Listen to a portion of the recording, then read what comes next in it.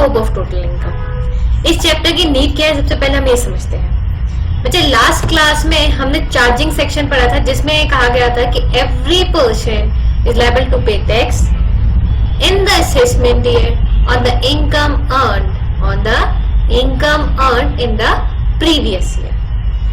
ये सेक्शन ने ये तो बता दिया था कि भाई हर पर्सन ने टैक्स पे करना है जो कि इनकम अर्न करेगा अपने प्रीवियस ईयर में।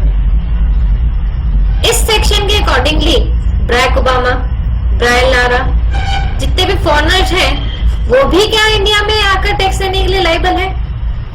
भाई चार्जिंग सेक्शन अगर पढ़े तो उसका मतलब ये निकलता है कि भाई कोई भी पर्सन अगर वो इनकम अर्न कर रहा है तो वो इंडिया में आके टैक्स पे करे, इंडिया में आके टैक्स पे करे। कहां ऐसा लिखा है कि नहीं करना?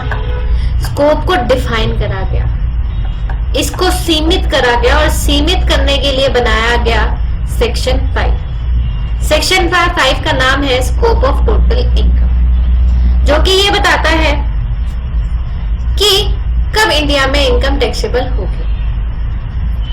सेक्शन 5 ने 3 लोगों के बारे में बताया है। एक सबसे पहले आते हैं हमारे आम रेसिडेंट, आम रेसिडेंट जिसका टेक्निकल टर्म में नाम रखा गया रेसिडेंट, और ऑर्डिनरीली रेसिडेंट। ठीक है। दूसरा नाम उन्होंने कहा कि जो खास लोग हैं, दूसरी कैटेगराइजेशन करी गई खास लोगों की, जिसमें कवर होते हैं रेसिडेंट और नॉट ऑर्डिनरीली रेसिडेंट। तीसरा अतिथि। कौन से? अतिथि यानी कि नॉन रेसिडेंट। सेक्शन 5 कहता है कि अगर कोई आम आदमी है यानी रेसिडेंट और ऑर्डिनरी रेसिडेंट है तो उसकी सारे जहां की इनकम इंडिया में टैक्सेबल होगी, यानी जो इनकम उसने इंडिया में कमाई है और आउटसाइड इंडिया भी जो कमाई है, दोनों इनकम होगी टैक्सेबल। जबकि खास लोगों को एक छूट दी गई है विशेष प्रकार की।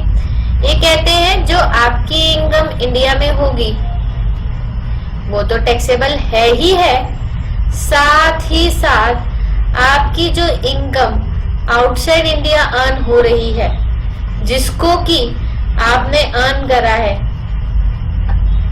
आपका आउटसाइड इंडिया एक बिजनेस है जिसके आप प्रॉफिट अर्न कर रहे हो और वो बिजनेस कंट्रोल हो रहा है कहां से?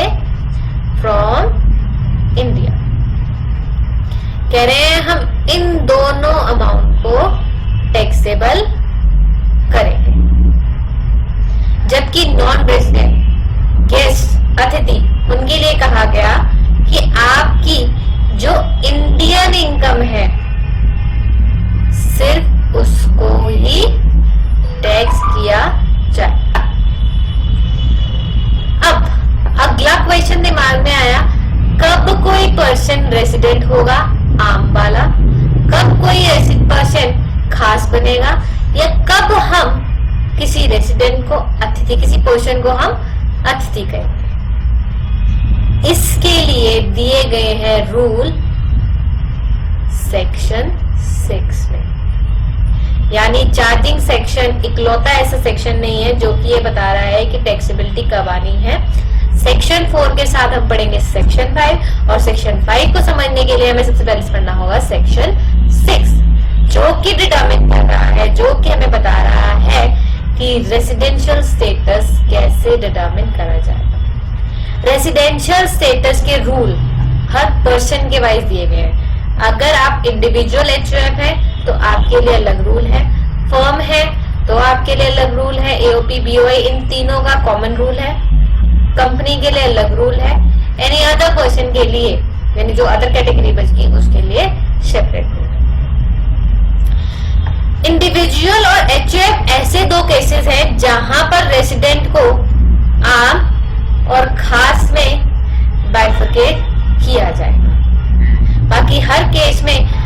रेजिडेंट होगे या नहीं होगे। खास और आम का कोई बाइफिकेशन आपने नहीं। चलिए अब सबसे पहले हम समझेंगे कि कब एक इंडिविजुअल इंडिया में रेसिडेंट कहलाएगा। बच्चे रेसिडेंट होना इंडिया में ये सिटीजनशिप बेस्ड नहीं है कि आप इंडिया के सिटीजन हो तो आप रेसिडेंट हो, नहीं, ऐसा कोई रूल नहीं है। या आपकी नेशनैलिटी इंडियन है तो इसलिए आप इंडिया के रेसिडेंट हो, ऐसा भी नहीं है। रेसिडेंट होने के सेपरेट रूल्स हैं, वो हम चेक करेंगे हर साल। रेसिडेंशियल स्टेटस एवरी ईयर आप डिटरमिन करेंगे। ऐसा नहीं कह सकते कि आप 2015 में रेसिडेंट थे तो 2016 में भी बाय डिफॉल्ट रेसिडेंट है, जी नहीं। हर साल आपको एक कैलकुलेशन करनी पड़ेगी कि रेसिडेंट है या हम रेसिडेंट नहीं है। सबसे पहले residential status in case of individual. सबसे पहले हमने क्या डिटरमिन करना है कि एक पर्सन क्या नॉन रेसिडेंट या रेसिडेंट है। अगर रेसिडेंट है तो कौन से टाइप का, आम टाइप का या खास टाइप का। सबसे पहला स्टेप हम ये देखेंगे कि रेसिडेंट है या नहीं है। कहते हैं रेसिडेंशियल शिप चेक करने के लिए सबसे पहले आप चेक करेंगे कुछ बेसिक कंडीशन। इन कंडीशन को कहते हैं हम बेसिक कंडीशन। बेसिक कंडीशन किस लिए होती है? To determine whether an individual is resident और नॉन रेसिडेंट। कंडीशन नंबर 1 कहते हैं कि अगर आप इंडिया में किसी जिस प्रीवियस ईयर की आप चेकिंग कर रहे हो, जिस प्रीवियस ईयर की आपने कंप्यूटेशन करनी है इनकम की, उस प्रीवियस ईयर में 182 डेज या उससे ज्यादा दिन रहे हो तो हम आपको रेसिडेंट मान लेंगे। जिस साल की आपकी कंप्यूटेशन हो रही है, फिर से बता रही हूं, जिस साल की आप इनकम की कंप्यूट करना चाह रहे हो अपनी, आप ये जानना चाह रहे हो कि आप लायबल हो टैक्स पे करने के लिए इंडिया में कि नहीं, उस साल आप 182 डेज या उससे ज्यादा इंडिया में स्टे कर रहे हो तो हम आपको रेसिडेंट मान लेंगे। आप ये कंडीशन फुलफिल नहीं करते तो आपको जंप करना पड़ेगा हमारी कंडीशन नंबर 2 पे। कंडीशन नंबर 2 क्या कहती है? ये कहती है कि अगर आप 182 डेज नहीं रहते कोई बात नहीं, अगर आप सिर्फ 60 डेज ही रहते हो, पहले हमने चेक करना है 182 डेज। दूसरे केस में क्या कह रहे हैं हम कि अगर आप सिर्फ 60 डेज ही रहते हो प्लस एंड मतलब प्लस, दोनों कंडीशन का फुलफिल होना जरूरी है। कहते हैं कि आप प्रीवियस ईयर में रह रहे हो सिर्फ 60 दिन और उससे पीछे 4 सालों में आप रहे हैं 365 डेज तो हम आपको रेसिडेंट मान लेंगे। क्या कहा गया? लाइन डाली गई,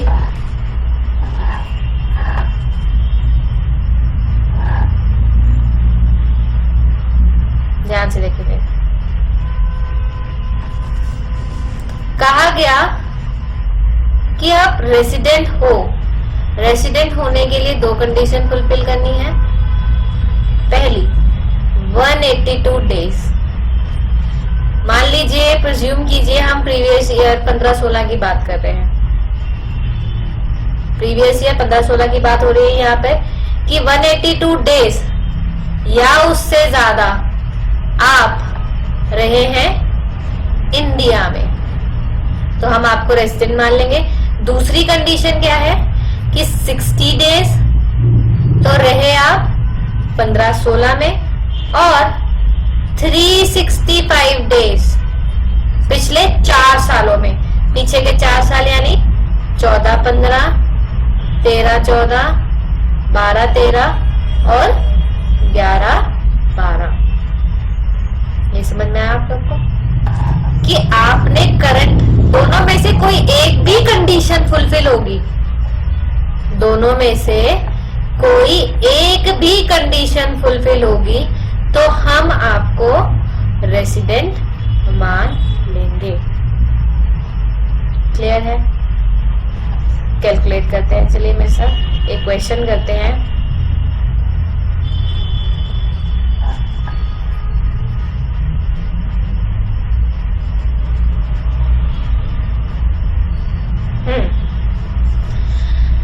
क्वेश्चन है हमारे पास कि मिसेस क्लिंटन है, वो अमेरिकन की सिटीजन है, अमेरिकन सिटीजन है, इंडिया आती है for the first time in the previous year. कब आई? 2008-9 में आई है वो। 120 दिन के लिए रह के गई। इंडिया उन्हें बहुत पसंद आया और उसके बाद उन्होंने कंटिन्यूअसली आना शुरू कर दिया इंडिया में। सबसे पहले हमने चेक करना है कि मिसेस क्लिंटन क्या इंडिया की रेसिडेंट है या नहीं है as per income tax rule. पहली कंडीशन क्या थी कि 15-16 में 182 डेज और मोर वो आकर रहे। कितने? 182 डेज और मोर इंडिया में आके रहे। ये कितने दिन के लिए आई है? 90 डेज के लिए। तो पहली कंडीशन हमारी फुलफिल नहीं होती। दूसरी कंडीशन थी हमारी 182 डेज और दूसरी कंडीशन थी 60 days plus 365 days in previous previous 4 years. 60 days की कंडीशन फुलफिल, 14-15, 13-14, 12-13 और 11-12, टोटल कितना बना? 100, 120, 190, 94, total number of days 504 days रही।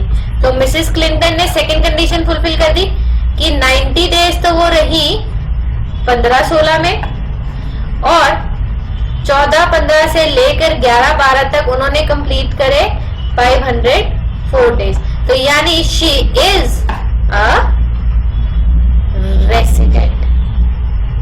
She is resident. उनको रेसिडेंट का स्टेटस मिल गया है इन प्रीवियस ईयर 15 एंड 16। अब हमें जानना है कि ये खास वाली रेसिडेंट है या आम वाली रेसिडेंट है। इसके लिए बेटे आपको 2 कंडीशन और चेक करनी पड़ेंगी, खास और आम के लिए। कह रहे हैं कि अगर आप खास वाली रेसिडेंट हैं तो आपको 2 एक्स्ट्रा कंडीशन और फुलफिल करनी पड़ेंगी। कौन सी कंडीशन है? हम चलते हैं आगे। आप आम हम मानेंगे आपको, हम आपको आम रेसिडेंट मानेंगे अगर ये दोनों कंडीशन आप फुलफिल करेंगी। तो रेसिडेंट होने के लिए आपको एक कंडीशन फुलफिल करनी है, जबकि आम होने के लिए आपको दोनों कंडीशन फुलफिल करनी है। पहली कंडीशन क्या आती है यहाँ पर कि जो पर्सन है, जो इंडिविजुअल है, वो रेसिडेंट होगा, resident in India 2 out of the 10 previous year. पिछले 10 सालों में देखो 15-16 की तो बात कर ही नहीं रहे। 15-16 की तो डिटर्मिनेशन हो रही है। 15-16 की डिटर्मिनेशन होगी उसके पीछे के 10 सालों से। आपने पीछे के 10 सालों में जाना है और वहां देखना है कि क्या वो रेसिडेंट थी किसी भी 2 साल में। First parameter. दूसरा पैरामीटर आपने चेक करना है कि क्या वो इंडिया में पिछले 7 सालों में 730 दिन से ज्यादा थी कि नहीं। ये 7 साल काउंट होंगे 14-15 से। सेम है, आपने 14-15 से काउंटिंग स्टार्ट करनी है, 15-16 को कंसीडर नहीं करना क्योंकि that is the year in question. समझ में आया? वो तुम देखते हैं इसकी कैसे होगी।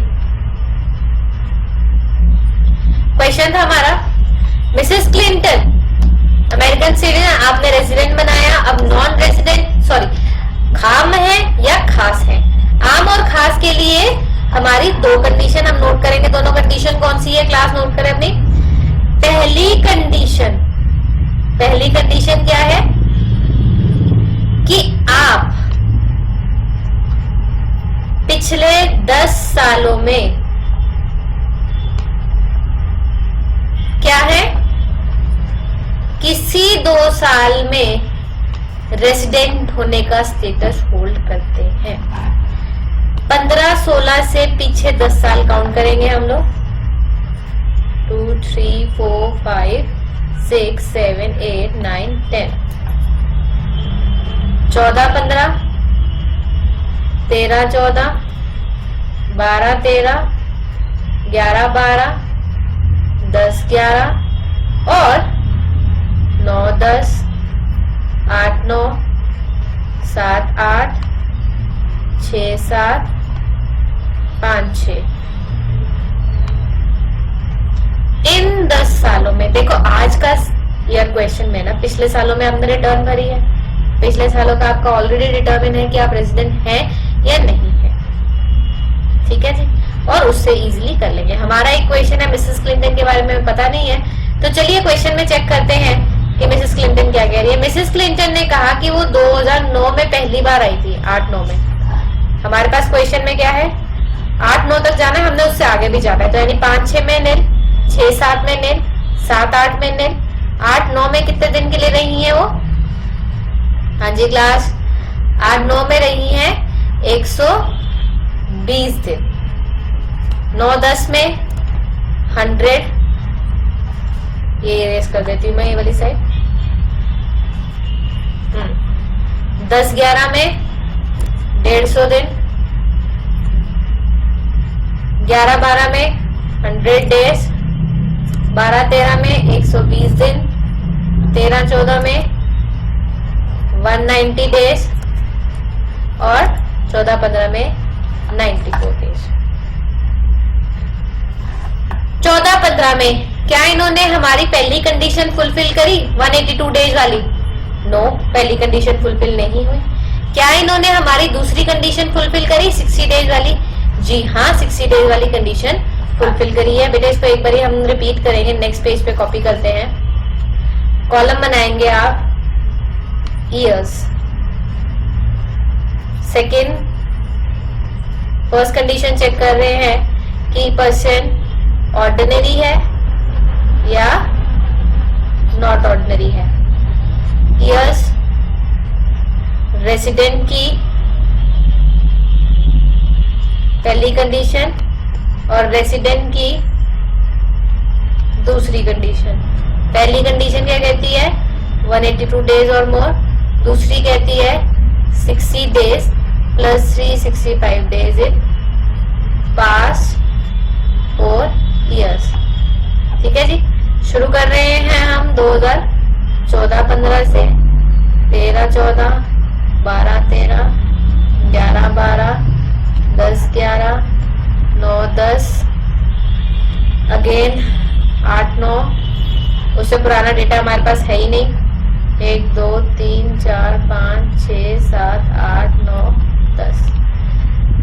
पहली कंडीशन डेज कितने रहे? डेज रिपीट करेंगे, days stay.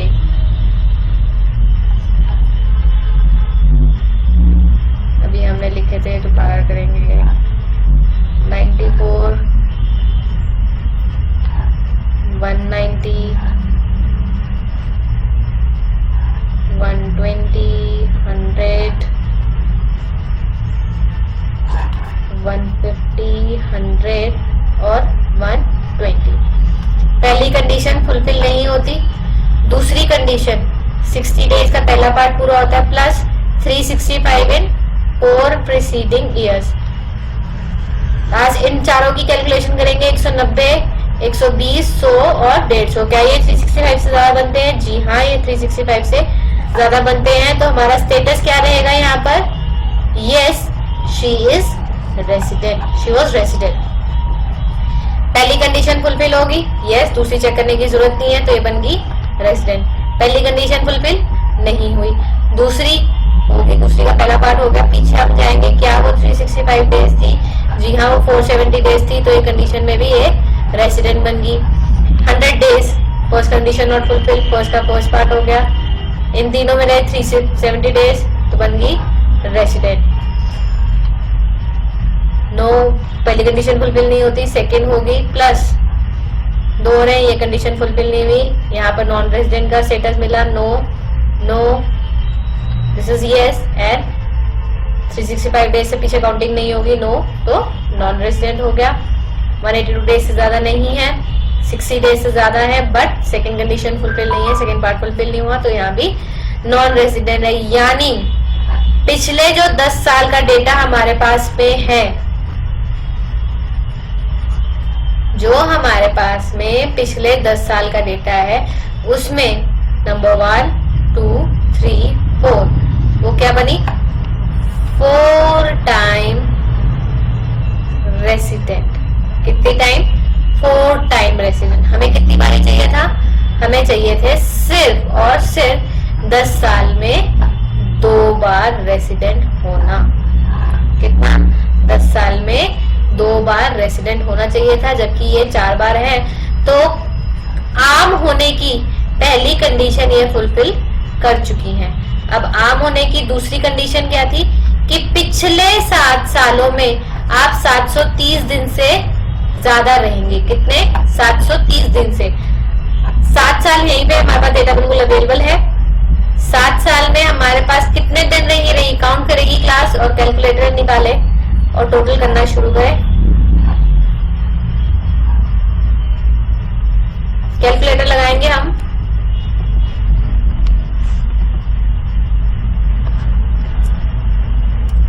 $94, $190, $120, $100, $150, $100, $120।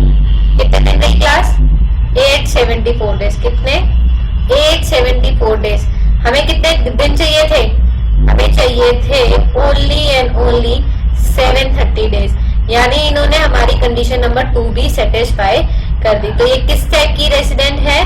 Resident and ordinary resident है। कैसी है? रेसिडेंट है और साथ में ऑर्डिनरी रेसिडेंट है। बिल्कुल क्लियर है क्लास? इंडिविजुअल के लिए हमने क्या पैरामीटर लगाने हैं? It's clear to all? चलिए, ये टॉपिक हमारा खत्म होता है। नेक्स्ट टॉपिक के ऊपर चलते हैं। ये जो हमने कैलकुलेशन करी on the basis of number days, इसमें भी कुछ एक्सेप्शन है। एक्सेप्शन क्या है?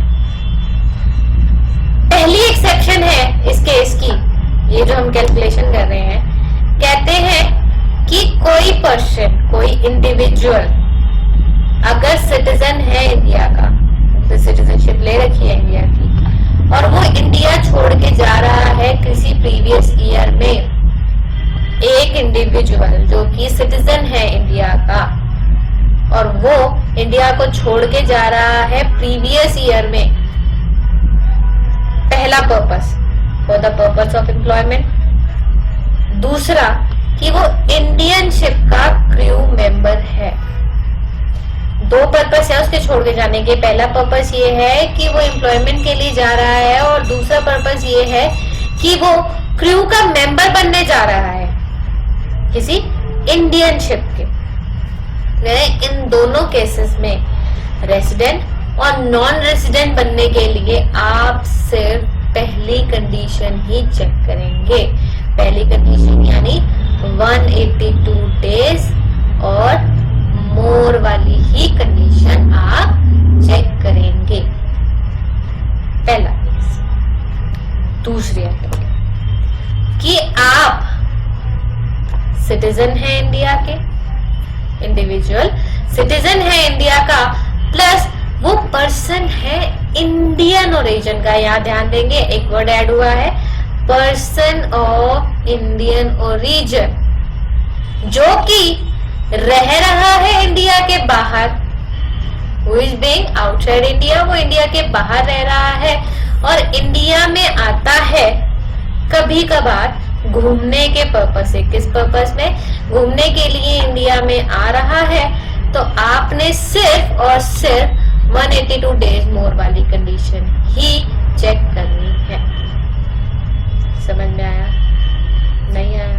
एक बार और रिपीट करते हैं कि अगर आप इंडिविजुअल हो, दूसरा आप सिटीजन हो इंडिया के, इंडिविजुअल और सिटीजन ऑफ इंडिया के, जो कि इंडिया छोड़ के जा रहा है, पहला पर्पस जॉब करने के लिए, एम्प्लॉयमेंट के लिए आउटसाइड इंडिया, तो हम 182 डेज वाली कंडीशन को ही चेक करेंगे, सिर्फ to determine whether that person is, whether that individual is resident और नॉट। वेयर एज दूसरा case, being a citizen of India, इसी में हमारा दूसरा पॉइंट रह गया, for the purpose of employment outside India, where as a member of crew of Indian ship वो join कर रहा है, तो आपने सिर्फ फर्स्ट कंडीशन ही चेक करनी है। दूसरा केस है हमारे पास, दूसरी कैटेगरी है कि अगर एक पर्सन इंडियन ओरिजिन का है और वो इंडिया के बाहर रहता है और इंडिया में कभी कभार आता है, तो आप सिर्फ 182 डेज की ही कैलकुलेशन चेक करेंगे for determining whether he is resident और नॉट। पर्सन ऑफ इंडियन ओरिजिन कौन होते हैं? नई डेफिनेशन आई, कहते हैं पर्सन ऑफ इंडियन ओरिजिन वो पर्सन है जिसके पेरेंट्स और ग्रैंड पेरेंट्स अनडिवाइडेड इंडिया में पैदा हुए हैं। पर्सन ऑफ नॉन रेजिडेंट की आप लिखें, पर्सन ऑफ इंडियन ओरिजिन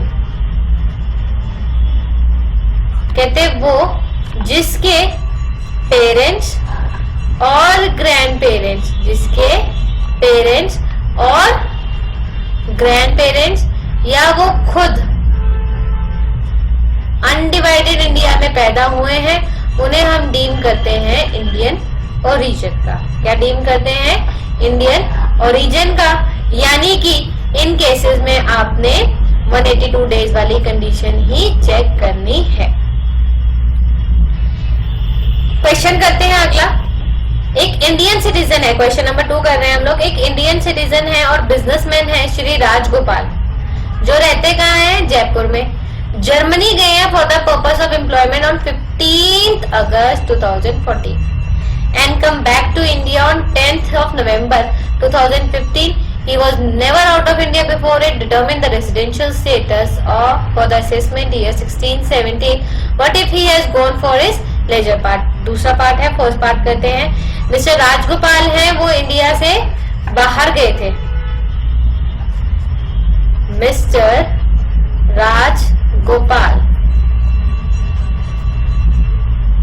कब गए? 15 अगस्त 2014 को और वापस आए 10 नवंबर 15 को। किस पर्पस से छोड़ा है? एम्प्लॉयमेंट के लिए। इंडियन सिटीजन है? हाँ जी, इंडियन सिटीजन है। इंडियन सिटीजन भी है और एम्प्लॉयमेंट पर्पस के लिए उन्होंने इंडिया को छोड़ा है। तो हमारी कंडीशन क्या थी कि आपने रेसिडेंट बनने के लिए सिर्फ कंडीशन नंबर 1 चेक करनी है, जो कि है 182 डेज और मोर स्टे इन 1560। कब वापस आए हैं? 10 नवंबर को वापस आए हैं। यानी अप्रैल के 30 दिन, मई के 31 दिन, जून के अगेन 30 डेज, जुलाई के 31 डेज, अगस्त के 31 डेज, सितंबर के 30 डेज और अक्टूबर के भी 30 डेज। नवंबर में वो आए हैं, कौन सी डेट को वापस आए हैं? 10 को वापस आए हैं।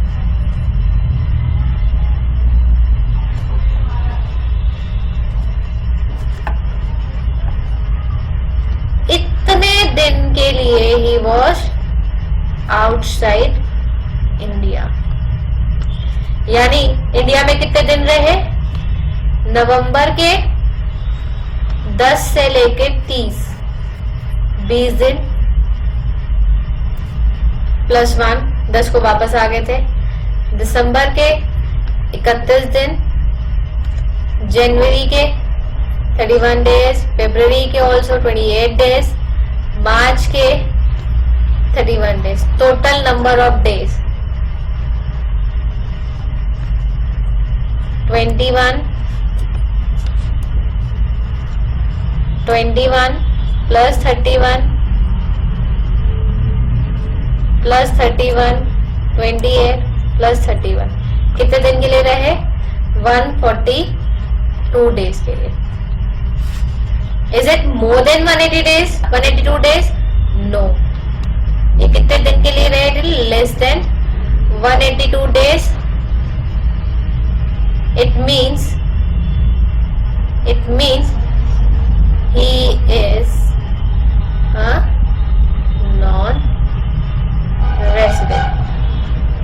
for the assessment year 2016 and 17.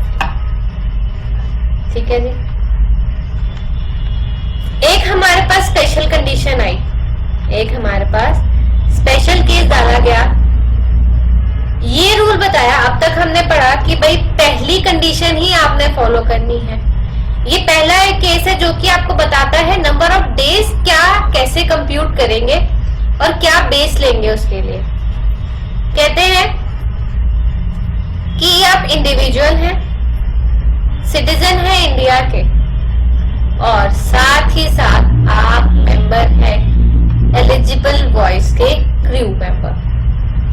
तो हम जो आपका पीरियड ऑफ स्टे है इस शिप पे, इस वॉयज पे, उसको हम इंक्लूड नहीं करेंगे while computing period referred in condition 1 and 2। कह रहे हैं आप इंडियन सिटीजन हैं, आप एक एलिजिबल वॉयज, एलिजिबल वॉयज का मतलब समझते हैं पहले। कहते हैं एक voyage undertaken by ship engage in the carriage of passenger or freight in the international traffic where for the voyage being originated from any port in India and has a destination any port outside India, and for the voyage having originated from any port outside India has a destination of any port in India।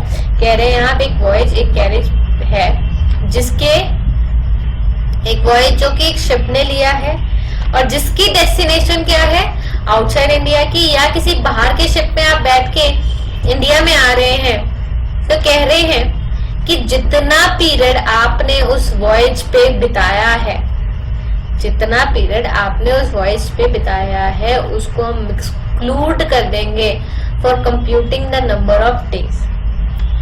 मान लीजिए कहा जा रहा है कि एक person है, वो एक एलिजिबल वॉयज पे बैठा, 15-16 की बात है, क्रू मेंबर है।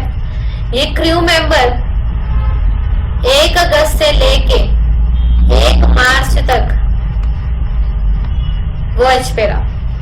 यानी ये जो पीरियड है 1 अगस्त से लेके 1 मार्च तक का, इस पीरियड को आप एक्सक्लूड कर देंगे 182 डेज कंप्यूट करते टाइम। यानी कि आप सिर्फ लेंगे अप्रैल टू जुलाई का पीरियड प्लस मार्च मंथ। ये अप्रैल, मई, जून, जुलाई और मार्च 5 मंथ्स का डेटा ही आप पिक करेंगे फॉर कंप्यूटिंग कि weather he is staying in India for more than 182 days और क्लियर है। अब बेस क्या होगा? आपने तो लिखा 1 अगस्त से लेके 1 मार्च तक का। हम कैसे डिटरमिन करेंगे the person is saying correct thing? ये भी चांसेस है कि वो कह सकता है जी नहीं, मैं 1 अगस्त से नहीं, मैं तो 1 अप्रैल से ही इस शिप पे हूँ, इस वॉयज पे हूँ। तो कह रहे हैं कि अगर आपने ये चेक करना है उसके लिए आप उससे मांगेंगे कंटिन्यूअस डिस्चार्ज सर्टिफिकेट। जैसे इंडिया से बाहर जाने के लिए आपको पासपोर्ट चाहिए होता है, पासपोर्ट से डेटा सेपरेट होता है, पासपोर्ट से डेटा निकल जाता है कि क्या आप उस शिप, आप कितना टाइम के लिए इंडिया से बाहर है। वैसे ही इन क्रू मेंबर के केसेस में आप कंटिन्यूअस डिस्चार्ज सर्टिफिकेट रेफर करेंगे, जिसमें कि जब वो पर्सन उस शिप को ज्वाइन करता है उसकी डेट लिखी होती है और जिस दिन वो जाता है, जिस दिन वो शिप छोड़ के जाता है, उस दिन का पीरियड डिफाइंड होता है। ठीक है जी, ये हमारी स्पेशल कैटेगरी है जो कि एप्लीकेबल है फ्रॉम असेसमेंट ईयर 15-16। रेजिडेंट और नॉन रेजिडेंट हमने कवर कर लिया है, इन पे भी एक छोटे छोटे से क्वेश्चन करेंगे।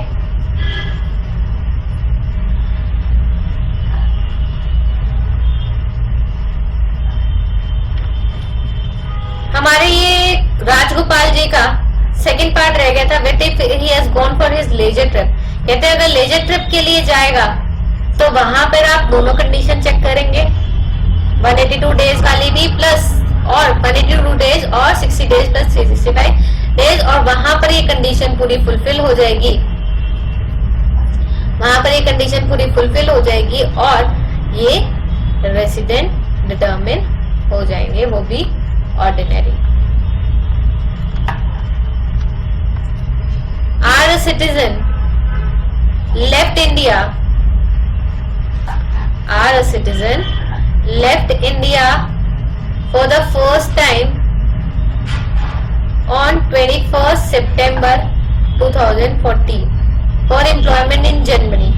During the previous year 15-16, he comes to India 5th of March 15 for 150 days. Determine the residential status of R. उन्होंने पहली बार इंडिया को छोड़ा 21 सितंबर को और वो इंडिया में वापस आते हैं 5 मई को फॉर 150 डेज। देखिए पहली कंडीशन हमारी फुलफिल नहीं होती तो ये स्ट्रेट अवे ही नॉन रेसिडेंट डिक्लेयर कर दिए जाएंगे। ठीक है जी। Next, K was born in Lahore, K Lahore में बोर्न हुए 1946। He has been staying in England since 1972। He comes to visit on 2 October 2015 and returns on 31st March 2016.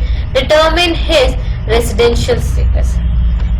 के कब बॉर्न हुए लाहौर में इन 1946। हमारा देश कब आजाद हुआ था बताएं जी?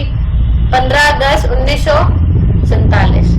यानी कि ये अनडिवाइडेड इंडिया में पैदा हुए हैं, यानी ये कौन है? Person of Indian origin.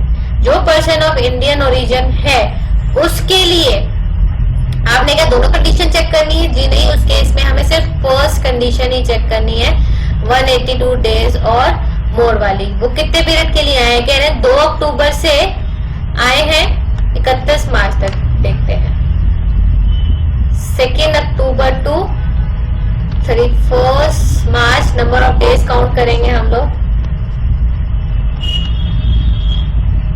31 मार्च 2016, यानी अक्टूबर के 30 डेज, नवंबर के 31 डेज, दिसंबर के 31 डेज, जनवरी के 31 डेज, फरवरी के 28 डेज,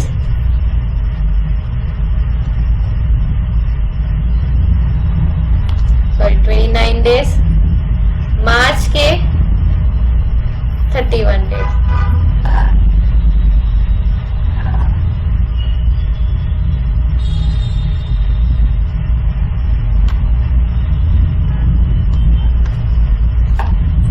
कैलकुलेट करते हैं 30 प्लस 31 प्लस 31 प्लस 31 प्लस 29 और 31, 183 डेज। कितने दिन के लिए रहे वो? 183 डेज के लिए रहे, यानी कि ही इज रेसिडेंट। अब ये ऑर्डिनरी वाले रेसिडेंट है या नॉट ऑर्डिनरी वाले? क्वेश्चन ने डेटा दिया हमें इसके बारे में।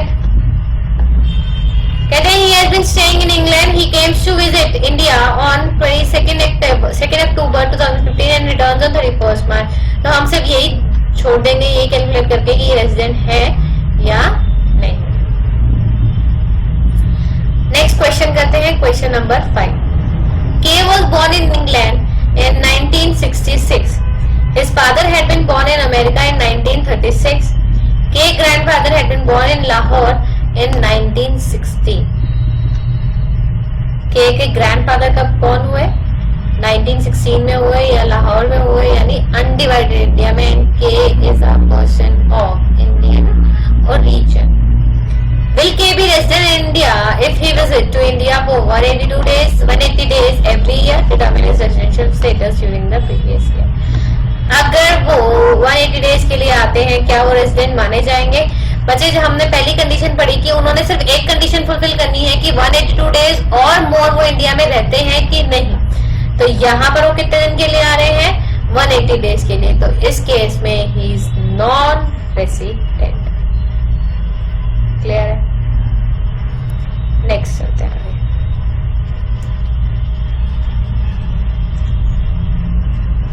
नेक्स्ट केस आपका होमवर्क वाला क्वेश्चन है। इसे आप होमवर्क में करेंगे।